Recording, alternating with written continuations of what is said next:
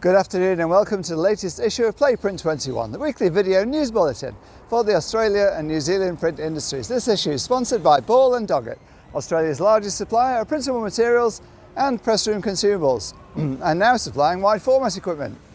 Soon, all of Australia will be heading to suburban community centres like this one behind me to vote on the Voice referendum.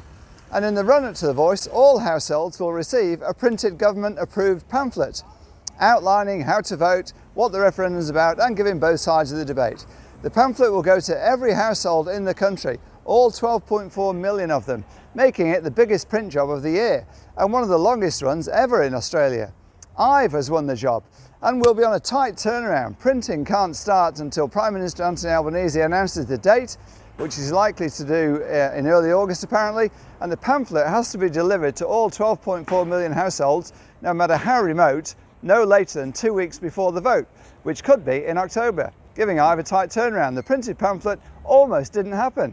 Indeed, the government wanted the pamphlet to be digital, but PVCA got on the front foot and led the chorus of disapproval to that plan, lobbying government and the opposition and spelling out why print scores over digital. In its accessibility, not everyone is online, but everyone can receive a printed pamphlet, and its credibility. All sorts of nonsense will be online, but the printed version, government approved, will be accurate and truthful. Thankfully, the message from PVCA and others got through. It's a major win for the industry, highlighting the unrivaled power of print. Money spent on outdoor print in the second quarter of this year, April to June, fell by 13% or $14 million compared to the same period last year. Total revenue for print outdoor in the April to June period was $90.4 million, down from $104 million in the second quarter last year. Print share of outdoor media market is now less than a third for the first time at 31.9%, while digital outdoor continues to surge, its share now 68%. Spend on digital outdoor media rose overall by $44 million in the quarter, up to $193 million. There'll always be outdoor print, of course, and it'll continue to be worth hundreds of millions of dollars. However, display print businesses may need to look elsewhere for growth opportunities. Fortunately, there are plenty of them, of course: retail display, point of sale, vehicle wraps, interior decor, just some of those on the rise. Opal Cartons Australia will be closing its Heidelberg West facility come September next year, consolidating its operations across two existing sites in Adelaide and Sydney. The closure is because the lease on the building is coming up for renewal, and the leaseholder doesn't want to give Opal any more time on it. They want to redevelop it. The Opal Converting and Packaging is going to be, moving to another site in Melbourne, but decided it wasn't a viable option, so it's closing the site, and the bulk of the machinery and the equipment there will be relocated from the Heidelberg West site, and it will be redeployed at either of the company's two existing sites, one in Regency Park, South Australia, or Botany, New South Wales. It's not great news for the many local trade suppliers in Melbourne who are supplying that site, but conversely, those in Adelaide and Sydney will be more than happy. Former EPAC ANZ CEO Jason Brown is the new managing director at Label Line, taking the reins at the 24-year-old Bayswater-based business, which specialises in supplying self-adhesive blank labels. Label Line provides labels to Australia and New Zealand and claims to have the world's largest selection of self-adhesive blank pre-cut A4 labels. They come in offset or digital formats in 70 different stock types.